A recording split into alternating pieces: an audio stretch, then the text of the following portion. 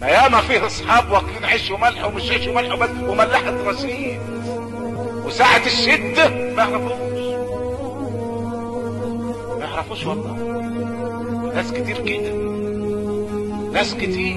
انت متربي معاك في البيت وعيش وملح، ويشوفك يقول لك يا سلام على يفتح قلبي من جوه، يلاقيك راكع قوي راكع قوي، يلاقيك قطعة من جهنم والعياذ بالله. انما هي عشرة للمنفعة. ساعة ما ينزل بالإنسان شدة خلاص ما يعرفكش، لأنه ما يسمعش عن حاجة اسمها الوفاء، مش في قاموس المعاملات بتاعته. هو له منفعة، طول ما له منفعة عندك طول النهار كل شيء خبط عليك. انتهت المنفعة إذا قلت له السلام عليكم ما يردش عليك. إذا اغتنى وأنت افتقرت ما يعرفكش.